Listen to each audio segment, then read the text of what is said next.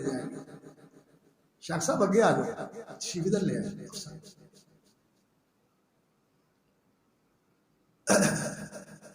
تو جزا اور سزا کا مرحلہ ہے. تو یہ جو ہے نا یوم آخر, اس پر ایمان لانا کہ یہ ساری حقیقتیں برحق ہیں. والقدر خیری و شرری, اور اسی طرح اچھی اور بری تقدیر پر ایمان لانا.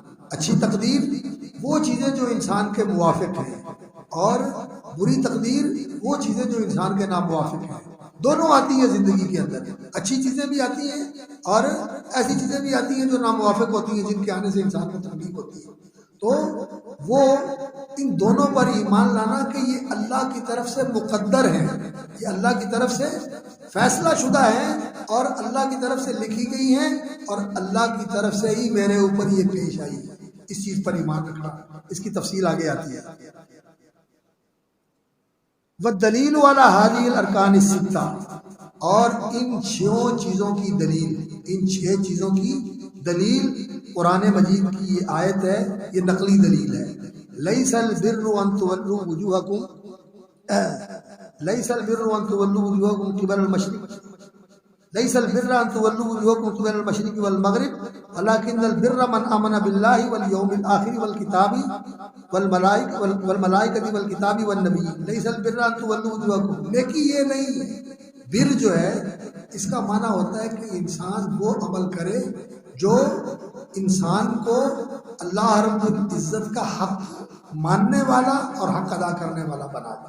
البار, نیکوکار, فرما بردار, وفادار. تو نیکی اور فرما برداری یہ نہیں ہے کہ تم اپنا چہرہ مشرق کی طرف کر لو یا مغرب کی طرف کرو. ولیکن البر, نیکی تو اس شخص کی نیکی ہے جو اللہ پر ایمان رکھتا ہو اور آخرت کے دن پر اور فرشتوں پر اور اللہ کی نازل کردہ کتابوں پر. یہ کتاب یہاں مفرد ہے, الف لام کے ساتھ استعمال ہوا ہے, تو جنس کا معنی دے رہا ہے, یعنی اللہ کی نازل کردہ ساری کتابوں پر. والنبیین, اور اللہ کے سارے نبیوں پر ایمان رکھتا ہو. اور نبیوں کے اندر رسول بھی آ جاتے ہیں, کیوں؟ جو رسول ہوتا ہے وہ نبی بھی ہوتا ہے. نبیوں پر ایمان لے آئے تو سارے رسولوں پر بھی ایمان لے آئے اور سارے نبیوں پر بھی ایمان لے آئے. اور تقدیر کی دلیل کیا ہے قرآن مجید سے؟ انا کل شیء خلقناہ بقدر, کہ بے شک ہم نے ہر چیز جس کو ہم نے پیدا کیا ہے, پہلے اللہ رب العزت نے اس کا منصوبہ بنایا, پھر وہ لکھا, اور پھر اس کے مطابق اللہ رب العزت نے اس کو وجود بخشا. بقدر, پلاننگ کے ساتھ, اور وہ پلاننگ جو ہے وہ لکھی گئی اور پھر اس کے مطابق اس کو وجود میں لایا گیا. یہ تقدیر ہے. یہ جو کچھ اس کائنات میں ہوا ہے اس کا پہلے منصوبہ بنایا گیا ہے, پھر اس کو لکھا گیا ہے, اور پھر اس کو اللہ رب العزت نے چاہا ہے, اور پھر اس کو اللہ رب العزت نے فیصلہ کر کے وجود بخشا ہے. تو یہ ساری چیزیں ماننا, یہ تقدیر پر ایمان لانا ہے. یہ ایمان کے ارکان ہیں. اور ان کے جو دلائل ہیں وہ اگر ہم تفصیل کے ساتھ ان کا ذکر کرنا چاہیں کہ ایمان باللہ کے تقاضے کیا ہیں تو پھر بات بڑی لمبی ہو جائے گی. ہم اختصار سے کام لیتے ہیں. تو میں عرض کرتا ہوں کہ ایمان اور ایمانیات کی تفصیل اللہ رب العزت نے سورۃ البقرہ میں بیان فرمائی ہے. سورۃ البقرہ یہ ایمان کی دعوت دینے والی سورت ہے, اور اس کی ابتدا ہی اس بات سے ہوتی ہے. اس کی ابتدا ہی اس بات سے ہوتی ہے. کس بات سے؟ کہ ھدی للمتقین الذین یؤمنون بالغیب, یہ قرآن ہدایت ہے ان لوگوں کے لیے جو غیب پر ایمان رکھتے ہیں, بن دیکھے مانتے ہیں. تو ایمان وہ ہوتا ہے جو بن دیکھے تسلیم کیا جائے. اگر دیکھ کے انسان تسلیم کرتا ہے ایمان بالشہادہ تو وہ ایمان نہیں ہوتا. ایمان وہ ہے کہ اللہ کی بات پر یقین رکھتے ہوئے, اللہ کے رسول کی بات پر یقین رکھتے ہوئے بن دیکھے انسان مان لے ان حقیقتوں کو جن تک ہماری رسائی نہیں ہے. اب اللہ رب العزت کی ذات کا ہم مشاہدہ نہیں کر سکتے, اپنے حواس کے ساتھ اسے محسوس نہیں کر سکتے. اللہ رب العزت کی ذات کا نہ ہم مشاہدہ کر سکتے ہیں نہ اس کو اپنے حواس کے ساتھ محسوس کر سکتے ہیں کہ اسے دیکھ سکیں، اس کی آواز سن سکیں اور اس کو ہاتھ لگا کے محسوس کر سکیں، لیکن اللہ ہے، برحق ہے، تو وہ غیب الغیب ہے، اس کی ذات کی حقیقت بھی ہم نہیں جانتے اور اس کی صفات کی حقیقت اور کیفیت بھی ہم نہیں جانتے، اور اللہ رب العزت کی ذات اتنی عظیم ذات ہے کہ ہم تحمل اور طاقت اور برداشت نہیں رکھتے کہ ہم اللہ رب العزت کا مشاہدہ کر سکیں اس زندگی کے اندر ان قوتوں کے ساتھ، جو محدود قوتیں اور محدود توانائی ہمیں اس وقت حاصل ہے اور جو ذرائع ہمیں حاصل ہیں، ان میں ہم اللہ کا مشاہدہ نہیں کر سکتے۔ رسول اکرم صلی اللہ علیہ وسلم نے فرمایا کہ تم میں سے کوئی اس زندگی کے اندر ان سر کی آنکھوں سے اللہ کو نہیں دیکھ سکتا، ہاں لیکن ایک وقت آئے گا کہ جب اللہ رب العزت کا مشاہدہ ہم ان آنکھوں کے ساتھ کریں گے، اس وقت یہ وجود بھی اور وجود ہوگا اور زندگی بھی اور زندگی ہوگی، اور اللہ رب العزت ہمیں قوت بھی اور قوت عطا فرمائے گا۔ اللہ رب العزت کا ہم مشاہدہ ان آنکھوں کے ساتھ کریں گے اور اللہ کے ساتھ ہم کلامی کا شرف بھی حاصل ہوگا، اللہ اپنے بندوں کے ساتھ کلام کرے گا، اور جو لوگ اللہ کے نہ ماننے والے ہیں، اللہ کے نافرمان ہیں، اللہ کے دشمن ہیں، وہ اللہ کو دیکھ بھی نہیں سکیں گے، اور اللہ رب العزت رحمت والا کلام بھی ان کے ساتھ نہیں کرے گا، رحمت اور شفقت والا، لا یکلمہم اللہ یوم القیامہ، اللہ رحمت والا کلام نہیں کرے گا، جھڑکی ملے گی ان کو، اللہ کی طرف سے لعنت اور پھٹکار پڑے گی ان کے اوپر، اخسؤ ولا تکلموا، مجھ سے بات نہ کرو، ذلیل و خوار ہو کر چلے جاؤ دور جہنم کے اندر، ایسی جھٹکیاں تو ان کو ملیں گی، لیکن پیار اور محبت والا کلام نہیں ہوگا، تو وہاں جا کر یہ سارا کچھ ہوگا۔ اب جو ہے اللہ رب العزت ہمارے لیے کیا ہے؟ غیب الغیب، سب سے بڑا غیب ہے، تو ہم اللہ کو مانتے ہیں بن دیکھے، اور باقی اس کی قدرت کی نشانیاں، قرآن بھی اس کا کلام ہے، اور اس کائنات کا ذرہ ذرہ اس کی قدرت کی نشانیاں ہیں۔ اسی طرح اللہ رب العزت کے فرشتے ہیں، ان کا بھی قرآن مجید میں اللہ رب العزت نے ذکر فرمایا ہے، اور جیسے میں نے عرض کیا کہ یہ فرشتے انسان کے لکھنے والے بھی ہیں جو اعمال لکھتے ہیں، اور انسان کی حفاظت کرنے والے بھی ہیں۔ جب تک اللہ رب العزت نے یہ فرشتے حفاظت والے مقرر کیے ہوئے ہیں، انسان بچتا اور محفوظ ہوتا ہے، بچا ہوا اور محفوظ ہوتا ہے، اور جب یہ فرشتے ساتھ چھوڑ دیتے ہیں تو پھر انسان کی زندگی ختم ہو جاتی ہے، اور کہ انسان کی موت کس طرح واقع ہو جاتی ہے کہ چونٹی کاٹنے سے موت ہو جاتی ہے، مچھر کاٹنے سے موت ہو جاتی ہے، اور بال ٹوٹ کے وہاں بال ٹوٹا اور زخم بن گیا اور وہاں سے کینسر بن گیا اور انسان چلا گیا۔ یہ اللہ رب العزت نے جو حفاظت والے فرشتے اندر اور باہر مقرر کیے ہوئے ہیں، تب تک انسان چلتا ہے، اور جب یہ حفاظت والے فرشتے اللہ اٹھا لیتا ہے اور ان کو روک دیتا ہے کہ اب حفاظت نہیں کرنی، تو پھر یہ بیکٹیریا ہی انسان کے قابو نہیں آتا۔ وہ وائرس جو تھا کرونا کا، کتنا اس نے لوگوں کو پریشان کیا کہ سارا جہان بے بس ہو گیا تھا اس کے ساتھ۔ تو یہ اللہ رب العزت کی حفاظت کر، اللہ رب العزت کی طرف سے حفاظت مقرر کیے ہوئے فرشتے، ان کی تعداد اللہ کے سوا کوئی نہیں جانتا، اللہ ان کی تعداد جانتے ہیں۔ اور جو کتابیں ہیں یہ بھی برحق ہیں جو اللہ نے نازل کی ہیں، لیکن ان کتابوں کے بارے میں ہی انسان کو کہنا چاہیے جن کے بارے میں قرآن اور حدیث میں بتایا گیا ہے، اور وہ تورات، زبور، انجیل اور قرآن مجید ہے۔ زردشت کی کتاب یا بدھ کی کتاب یا کنفیوشس کی کتاب، یہ کتابیں آسمانی کتابیں نہیں ہیں، ان کو ہم آسمانی کتابیں نہیں مانتے۔ ہو سکتا ہے ان میں کوئی ایسی چیز ہو جو آسمانی کتابوں سے لی گئی ہو، گیتا ہو یا کوئی اور چیز ہو، گرنتھ تو بالکل کل کی بات ہے، یہ تو بعد میں بنا ہے، 200-250 سال پرانی بات ہے جو گرنتھ بنایا گیا گرو نانک کے جو بول وغیرہ ہے۔ یہ کتابیں آسمانی کتابیں نہیں ہیں، نہ گیتا اور نہ بھگوت گیتا اور نہ دوسری کتابیں۔ آسمانی کتابیں وہی ہیں جو اللہ نے اتاری، جن کا اللہ نے نام لیا ہے، ان کو تو بھائی نام ہم مانتے ہیں، اور باقی جو اور کتابیں ہیں ان میں کوئی باتیں ہوں گی جو آسمانی کتابوں سے لی گئی ہیں، لیکن یہ آسمانی کتابیں نہیں ہیں، ان کو ہم آسمانی کتابیں نہیں مانتے۔ اور اسی طرح اللہ رب العزت کے جو رسول ہیں ان کو بھی جن کے نام لیے گئے ہیں، ان کو تو نام بنام 25 رسولوں کے نام قرآن اور حدیث میں بیان کیے گئے ہیں، ان کو تو بھائی نیم ہی ہمیں ان پر ایمان رکھنا چاہیے۔ اور باقی ان کے علاوہ جو ہے ایک حدیث آتی ہے جس میں ابو ذر رضی اللہ تعالیٰ عنہ سے پوچھا یا رسول اللہ رسولوں کی تعداد کیا ہے اور نبیوں کی تعداد کیا ہے؟ مسند احمد کی حدیث ہے لیکن علماء نے اس پر کلام کیا ہے۔ بعض علماء کہتے ہیں کہ وہ قابل احتجاج ہے، اس سے یہ بات ثابت ہو جاتی ہے، اور بعض کہتے ہیں کہ خاموشی اختیار کرنی چاہیے، وہ روایت اتنے اعلیٰ پائے کی نہیں ہے کہ اس سے یہ عقیدہ ثابت کیا جا سکے۔ لیکن بہرحال اس سے یہ معلوم ہوتا ہے کہ 1,24,000 نبی آئے، جن میں سے 315 یا کم و بیش رسول تھے۔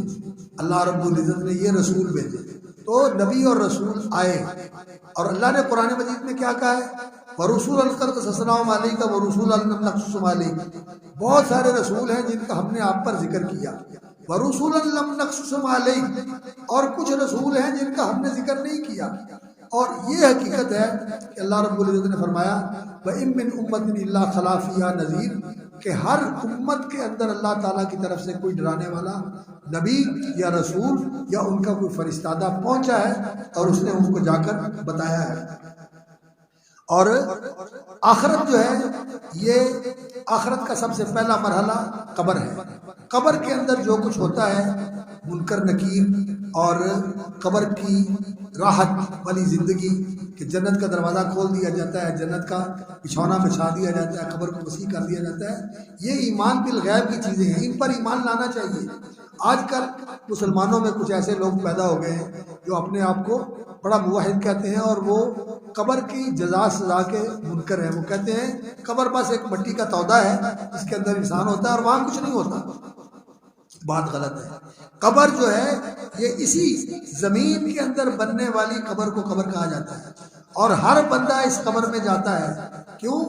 زمین کے اندر ہر بندہ جو ہے وہ پہنچ جاتا ہے، وہ کسی بھی شکل میں پہنچے، وہ کسی جانور کے پیٹ سے ہو کر زمین میں پہنچے، یا اس کو دفن کر دیا جائے، یا جلا دیا جائے، یا اس کو ڈبو دیا جائے، اور وہ گل سڑ کے اس زمین کے اندر پہنچے، کیونکہ اللہ رب العزت کا فیصلہ یہ ہے منہا خلقناکم وفیہا نعیدکم، ہم نے اسی زمین سے تمہیں پیدا کیا ہے، اور اسی زمین میں ہم نے تم کو دورانا ہے، ومنہا نخرجکم، اور اسی زمین سے تم نے سب نے اٹھنا ہے۔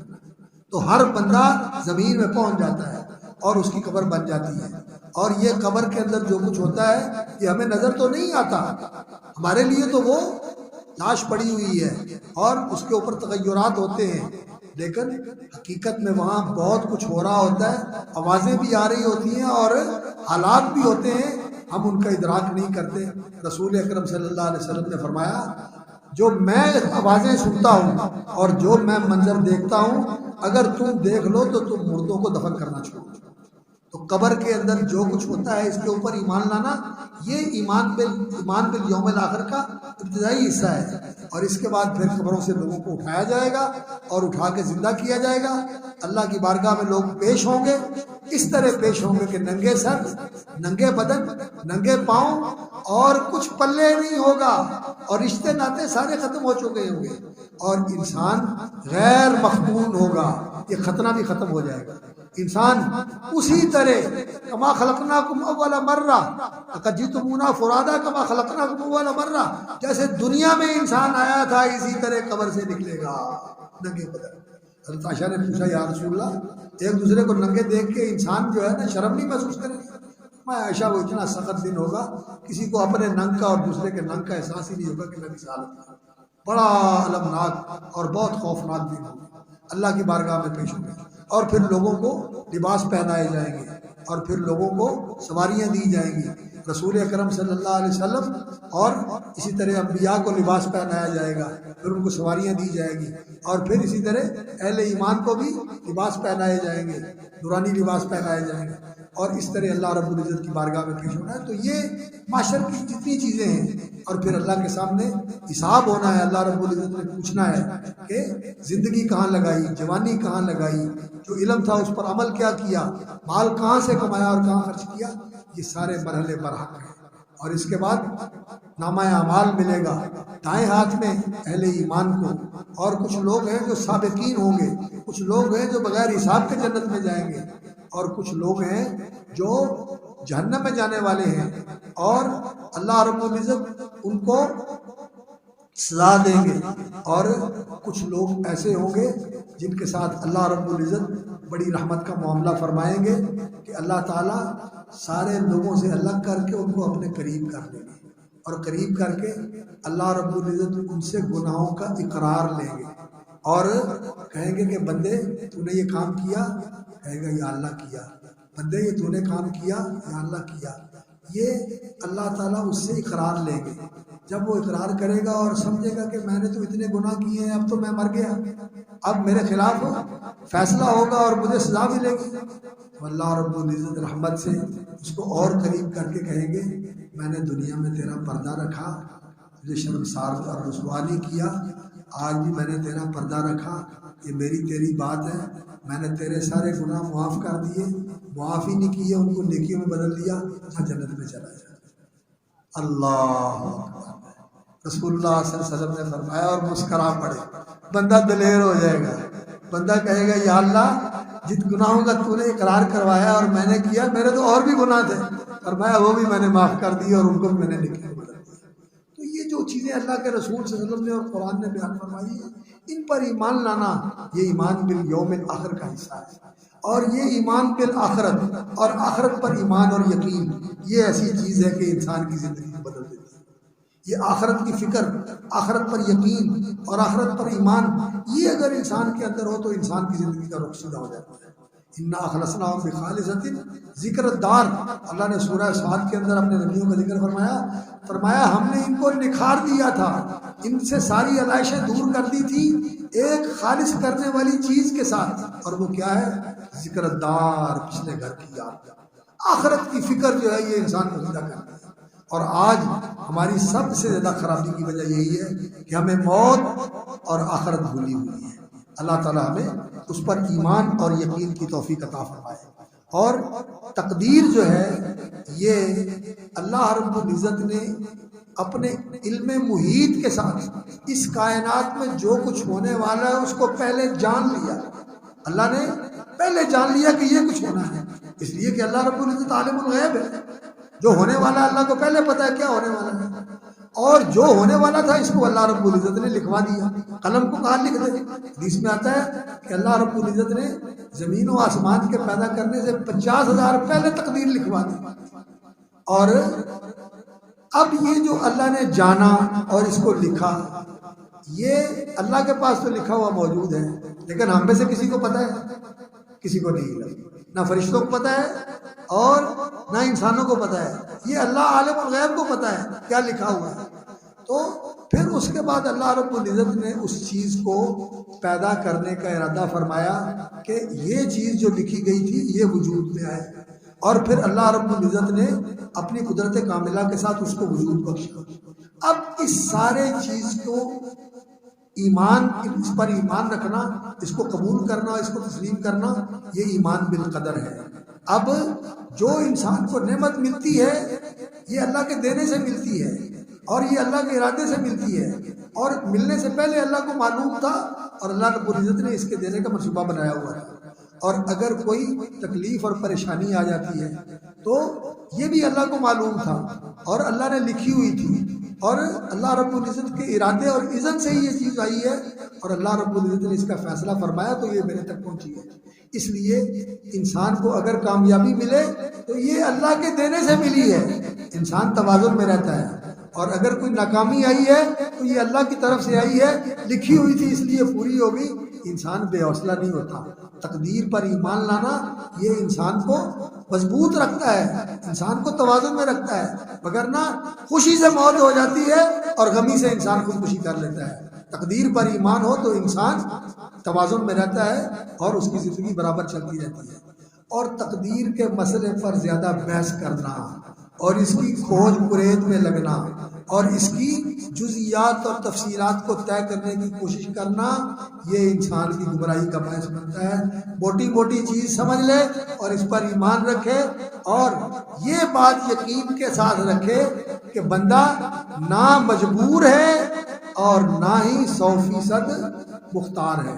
بڑی آسان چیز تقدیر کے مسئلے کو سمجھانے کے لیے حضرت علی رضی اللہ تعالیٰ عنہ سے منقول ہے، ان سے پوچھا گیا کہ جی بندہ مجبور ہے کہ مختار ہے؟ بندہ مجبور ہے کہ مختار ہے؟ کہنے لگے مجبور بھی ہے مختار بھی ہے۔ کہنے لگے وہ کیسے؟ کہنے لگے تمہاری کتنی ٹانگیں ہیں؟ دو پاؤں ہیں۔ کہتے ہیں ایک پاؤں اٹھاؤ اور کھڑے ہو جاؤ۔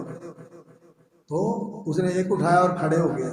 تو کہنے لگے دوسرا بھی اٹھاؤ اور کھڑے ہو جاؤ۔ کہنے لگا نہیں اٹھا سکتا۔ ایک اٹھا کے ایک پہ کھڑے ہونے کا تو اختیار ہے، دونوں اٹھا کے کھڑے ہونے کا اختیار نہیں ہے۔ کچھ مجبور بھی ہے اور کچھ مختار بھی ہے۔ اور بعض چیزیں ایسی ہیں، کس گھر میں پیدا ہونا ہے، کس شکل میں پیدا ہونا ہے، کس رنگ میں پیدا ہونا ہے، کن قوتوں سے پیدا ہونا ہے، اس میں کوئی اختیار نہیں، یہ سب اللہ کا حکم ہے، یہ بے اختیار ہے۔ لیکن یہاں آ کر جو کرتا ہے یہ پھر سوچتا ہے، سمجھتا ہے، مرضی ہے پکڑ لیا، مرضی ہے چھوڑ دیا، یہاں رکھ دیا، یہاں کوئی چیز مجبور کرنے والی نہیں، یہاں اللہ نے آزادی دی ہوئی ہے۔ یہ محدود آزادی ہے اور محدود ہی انسان کا اختیار ہے۔ اس اختیار کو انسان اللہ کی مشیت کے ساتھ انسان استعمال کرتا ہے۔ اللہ چاہے تو، اگر اللہ نہ چاہے تو انسان بے بس ہو جاتا ہے، نہیں کر سکتا۔ اور انسان عقلی طور پر بھی سمجھے تو اب میرے ہاتھ ایسے ایسے کانپتے ہیں، یہ میرے اختیار میں نہیں ہے اور یہ میرے اختیار میں ہے۔ تو انسان اس میں فرق کرتا ہے، انسان اس میں فرق کرتا ہے۔ راشے کی حرکت اور ہے اور انسان خود جب ایسے کرتا ہے تو یہ اور حرکت ہے۔ یہ ہر چیز کے اندر انسان کو محسوس ہوتا ہے۔ لیکن دین کے معاملے میں انسان کبھی تو یہ کہہ دیتا ہے کہ جی میں قطعاً مجبور ہوں، اب میرے لیے لکھا ہی ہے کہ میں نے یہ کرنا ہے۔ لیکن اسی کو جو دین کے معاملے میں اپنے آپ کو مجبور کہتا ہے، کوئی آدمی آئے اور آگے اس کو دھکا دے تو کہتا ہے تو مجھے دھکا دے رہا ہے، تو اندھا ہوا ہے، میں نے تیرا کیا بگاڑا ہے؟ کہتا ہے یار میں تو مجبور تھا تجھے دھکا دینے کے لیے۔ کوئی اس مجبوری کو مانتا ہے کہ میں نے مجبور ہو کے دھکا دیا ہے؟ کہتا ہے ایسی تیری مجبوری کی تیسی ہے، وہ ابھی میں تجھے سیدھا کرتا ہوں۔ یہاں تو مجبوری مانتا نہیں اور دین کے معاملے میں کیا لیتا مجبوری ہے۔ تو یہ بات ایسی ہے جو تقدیر کے اندر لوگ تقدیر کا انکار کر کے جبر کا تقاضا کرتے ہیں، یہ بھی غلط ہے۔ اور جو تقدیر کا انکار کرتے ہیں، کہتے ہیں تقدیر ہی کوئی نہیں، انسان خود مختار ہے، جو چاہے کرے۔ یہ پہلے لوگوں میں بھی تھے اور اب بھی ایسے لوگ ہیں کہ تیری تقدیر تیرے ہاتھ میں ہے، تو جو چاہے کر، اپنی تقدیر کا خود مالک ہے نہیں۔ کہیں انسان مجبور بھی ہے اور کہیں انسان مختار بھی ہے۔ اور انسان کو اس دنیا کے اندر ان ایمانیات کے اوپر ایمان رکھنا چاہیے۔ اور اس کے بعد جو درجہ ہے وہ ہے تیسرا درجہ احسان کا، وہ ہے احسان کا درجہ۔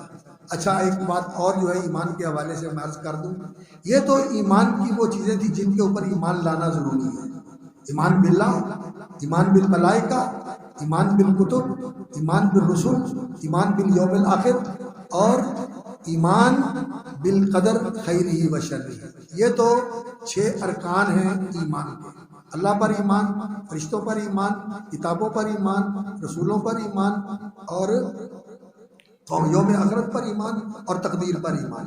یہ 6 ایمان کے ارکان ہیں۔ لیکن ایمان کی ایک حقیقت بھی ہے اور وہ کیا ہے؟ رسول اکرم صلی اللہ علیہ وسلم نے فرمایا الایمان الصبر، ای الایمان افضل؟ قال الصبر والسماحہ۔ سب سے افضل ایمان کون سا ہے؟ تو نبی صلی اللہ علیہ وسلم نے فرمایا الصبر، صبر کرنا، اور السماحہ، خوش دلی سے کرنا، یعنی انسان دین کے اوپر قائم رہے، صبر، استقامت اور عزیمت، دین کے اوپر قائم رہے، برائی سے روک کے رکھے، اوامر کے اوپر کاربند رکھے اور راستے کی مشکلات کے اوپر صبر کرے۔ اور سماحہ، جو کام کرنے والے ہیں خوش دلی اور شوق سے کرے۔ یہ ایمان کی حقیقت ہے، یہ ایمان کی حقیقت ہے۔ اور زندگی کے اندر ایمان جو ہے اس کا رنگ کیا ہوتا ہے؟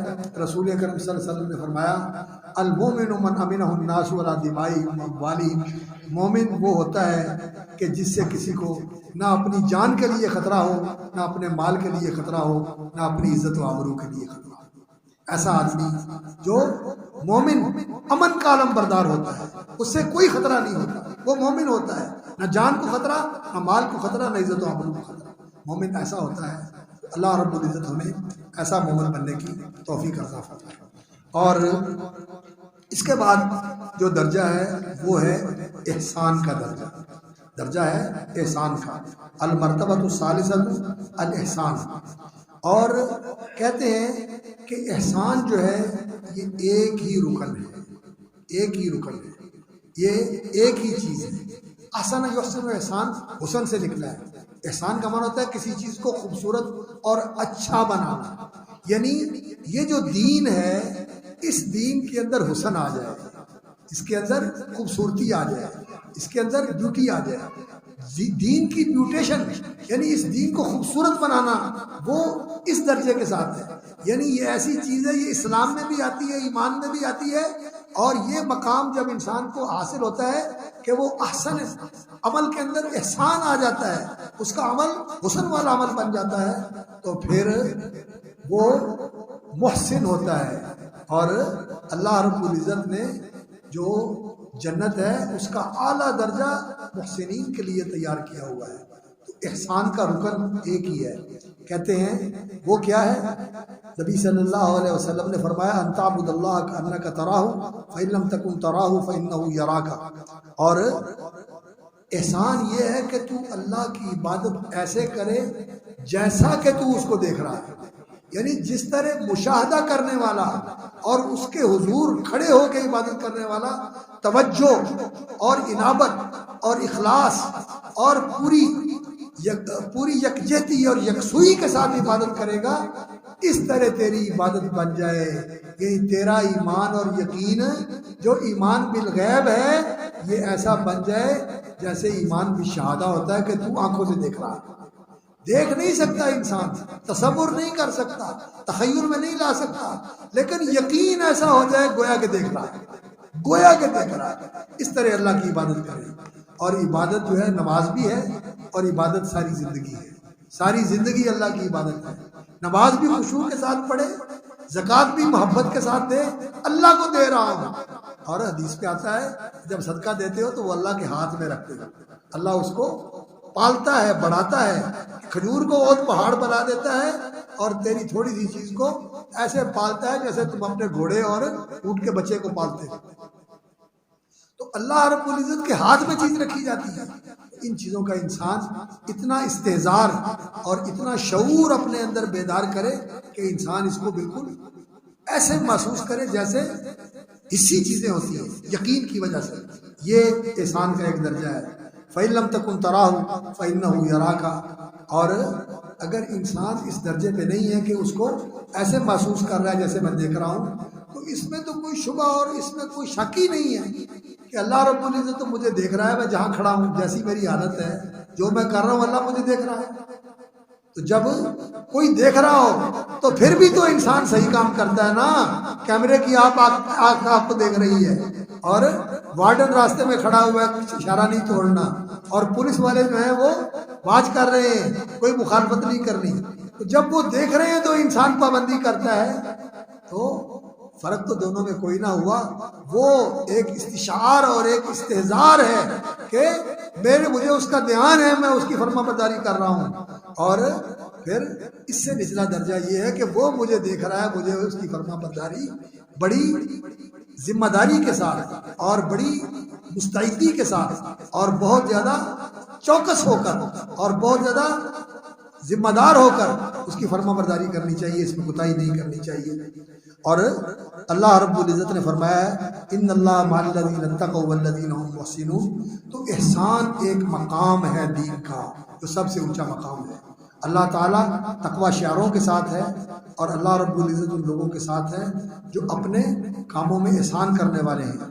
اور اللہ رب العزت نے فرمایا وتوکل علی العزیز الرحیم، اللہ پر بھروسہ کر جو زبردست بھی ہے اور مہربان بھی ہے۔ الذی یراک حین تقوم، جب تو کھڑا ہوتا ہے تو وہ تجھے دیکھ رہا ہوتا ہے۔ وتقلبک فی الساجدین، اور جب تو سجدہ کر کے اس کے سامنے اپنی جبین نیاز رکھتا ہے تو تیری جبین نیاز زمین پہ رکھی ہوئی ہے، اور تو اس کے سامنے جبہہ سائی کر رہا ہے اور اپنی ناک رگڑ رگڑ کے اس کی تعظیم کا اور عظمت کا اظہار کر رہا ہے، تو وہ تجھے دیکھ رہا ہوتا ہے۔ انہ هو السمیع العلیم، اور اسی طرح اللہ رب العزت نے فرمایا اما تکون فی شأن، جب تو کسی کام میں ہوتا ہے، اما تتلو منہ من قرآن، اور تو کوئی قرآن مجید کی تلاوت کر رہا ہوتا ہے، ولا تعملون من عمل، اور کوئی عمل جب تم کرتے ہو، الا کنا علیکم شہودا، تو ہم تمہیں دیکھ رہے ہوتے ہیں، استفیضون فی، جب تم اس کام میں سرگرم اور اس کام میں منہمک ہوتے ہو۔ تو اللہ ساتھ بھی ہوتا ہے تو اس کے ساتھ کو محسوس کرنا چاہیے کہ وہ اپنی قدرت کاملہ کے ساتھ، اپنے علم کے ساتھ اور اپنی رحمت کے ساتھ وہ میرے ساتھ ہے۔ انسان اس کو محسوس کرے کہ میرا رب اپنی رحمتوں اور عنایتوں کے ساتھ میرے ساتھ ہے اور وہ مجھے دیکھ رہا ہے۔ تو یہ احسان کا درجہ جو ہے نبی صلی اللہ علیہ وسلم نے فرمایا ان اللہ کتب الاحسان فی کل شیء، اللہ رب العزت نے ہر چیز کے اندر احسان کو لازم قرار دیا ہے۔ جو کام بھی کرو احسان کے ساتھ کرو۔ انسان کو ہر کام میں حسن کا اور احسان کا اہتمام کرنا چاہیے۔ ایسے ہی ڈنگ ٹپاؤ اور ایسے ہی ایسا کام نہیں کر دینا چاہیے کہ چلو یار چلاؤ کام کر دو، چلو بس ٹھیک ہے گزارا مزارا ہوتا ہے، نہیں، ہر کام کو بہتر سے بہتر، اعلیٰ سے اعلیٰ اور افضل سے افضل بنانے کی کوشش کرنی چاہیے۔ اور اس جو کچھ پیچھے بیان ہوا ہے اسلام کے تینوں درجے، یہاں حدیث سن لیں اور پھر بات انشاءاللہ العزیز ختم ہو جائے گی۔ رسول اکرم صلی اللہ علیہ وسلم کا یہ فرمان اقدس جو حدیث جبریل کے نام سے مشہور ہے، اسلام کے ان تینوں درجوں، درجہ اسلام، درجہ ایمان اور درجہ احسان کی دلیل اس حدیث کے اندر ہے۔ سیدنا عمر بن الخطاب رضی اللہ تعالیٰ عنہ بیان کرتے ہیں کہ ایک وقت کی بات ہے کہ ہم رسول اکرم صلی اللہ علیہ وسلم کے پاس بیٹھے ہوئے تھے آپ کی مجلس عالیہ میں، جبکہ ایک آدمی نمودار ہوا۔ وہ ایسا شخص تھا جس کے کپڑے انتہائی اجلے اور سفید تھے اور اس کے بال سیاہ گھنے سخت سیاہ بال تھے اور اس پر سفر کے کوئی نشانات ظاہر نہیں تھے، کوئی کپڑے جو ہیں وہ شکن زدہ ہوں، آلودہ ہوں، مٹی پڑی ہو، میلے کچالے ہوں، نہیں، صاف ستھرے اجلے کپڑے پہنے ہوئے، سفر کا کوئی نشان نہیں اس پر نظر آتا، لیکن حاضرین میں سے کوئی اسے پہچانتا بھی نہیں ہے۔ وَلَا يَعْرِفُهُ مِنَّا أَحَدٌ، تو وہ نبی صلی اللہ علیہ وسلم کے پاس آ کے بیٹھ گیا تو اپنے گھٹنے رسول اکرم صلی اللہ علیہ وسلم کے گھٹنوں کے ساتھ ٹیک دیے، گھٹنوں کے ساتھ گھٹنے ملا کے بیٹھ گیا اور اپنے دونوں ہاتھ دونوں رانوں میں رکھ دیے۔ بعض علماء نے اس کا معنی کیا ہے کہ اس نے دونوں ران نبی صلی اللہ علیہ وسلم کی دونوں ہاتھ نبی صلی اللہ علیہ وسلم کی رانوں پہ رکھ دیے، اور بعض اس کا معنی کرتے ہیں کہ اپنی رانوں پہ اس نے دونوں ہاتھ رکھ دیے۔ دونوں معنی کیے جا سکتے ہیں، اور روایت بھی ملتی ہے کہ اس نے اپنے آپ کو بہت زیادہ جو ہے نا ایسا ظاہر کرنے کے لیے کہ اسے آداب مجلس کا پتہ نہیں ہے، اس نے اپنے ہاتھ نبی صلی اللہ علیہ وسلم کے گھٹنوں کے پاس رانوں کے اوپر رکھ دیے اور آپ صلی اللہ علیہ وسلم سے مخاطب ہو کے کہنے لگا اور نام لے کے مخاطب کیا، یا محمد اخبرنی الاسلام، مجھے بتائیں اسلام کیا ہوتا ہے۔ تو نبی صلی اللہ علیہ وسلم نے اسلام کے پانچوں ارکان گن کر بتا دیا۔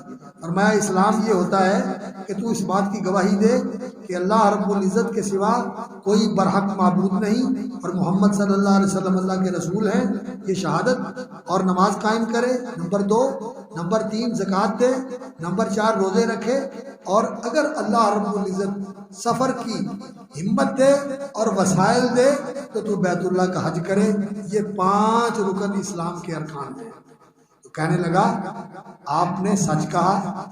ہم نے تعجب کیا کہ یہ پوچھ بھی رہا ہے اور تصدیق بھی کر رہا ہے، جیسے پہلے پتا ہوتا ہے یہ کیسا سائل ہے، یہ پوچھ کیوں رہا ہے اگر اس کو پتا ہے، اور یہ ہے بھی بندہ کیسا۔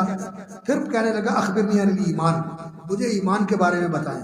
تو نبی صلی اللہ علیہ وسلم نے فرمایا اللہ پر ایمان رکھ، اللہ کے فرشتوں پر ایمان رکھ، یعنی تصدیق کر کے اللہ برحق موجود ہے، اللہ کی توحید مان، اللہ کے فرشتوں کو مان، اللہ کی کتابوں کو مان، اور اللہ کے رسولوں کو مان، اور آخرت کے دن کو مان، اور تقدیر پر ایمان لا، اچھی اور بری۔ اچھی کا معنی کیا ہوتا ہے؟ یعنی جو انسان کے مناسب اور موافق ہے، جو انسان کے لیے خوشگوار اور پسندیدہ ہے، یہ اچھی تقدیر ہے جس میں انسان خوش ہوتا ہے، نعمتیں ملتی ہیں، کامیابی۔ اور بری تقدیر کیا ہے؟ بری تقدیر یہ ہے جو انسان کو تکلیف دے، ضرر رساں ہے، اذیت ہوتی، بیماری آ گئی، نقصان ہو گیا، کسی نے کوئی تکلیف پہنچائی، یہ بری ہے۔ یہ بری اس لحاظ سے ہے کہ انسان کو تکلیف ہوتی ہے۔ باقی کائنات کے اندر اللہ رب العزت کا جو نظام ہے اس میں کوئی چیز بری نہیں ہے، مومن کے لیے بھی بری نہیں ہے، بیماری بھی اس کے لیے گناہوں کا کفارہ بنتی ہے، درجات کا بلندی کا ذریعہ بنتی ہے، نقصان ہو جاتا ہے اس میں بھی اجر ملتا ہے، صبر کرتا ہے۔ تو یہ کائنات کے نظام میں خیر ہی خیر ہے۔ اس لیے رسول اکرم صلی اللہ علیہ وسلم کی دعا میں ہوتا تھا کہ وَالشَّرُّ الْخَيْرُ كُلُّهُ فِي يَدَيْكَ وَالشَّرُّ لَيْسَ إِلَيْكَ، ساری خیر مولا تیرے ہاتھ میں ہے اور شر کی تیرے طرف نسبت نہیں کی جا سکتی، تیری طرف سے جو آتا ہے وہ خیر ہی خیر ہے، تیری طرف سے جو آتا ہے وہ خیر ہی خیر ہوتا ہے۔ تو اللہ رب العزت کی طرف سے جو آتا ہے وہ خیر ہی ہوتا ہے، لیکن ہمارے لیے جو اس کے اندر شر کا پہلو ہوتا ہے اس وجہ سے نسبی، کہ مجھے تکلیف ہوئی ہے، اس سے میرا نقصان ہو گیا، مجھے پریشانی ہوئی ہے، لیکن اس پر اللہ مجھے اجر دے دیتا ہے تو میرے لیے خیر کا باعث بن جاتا ہے۔ اور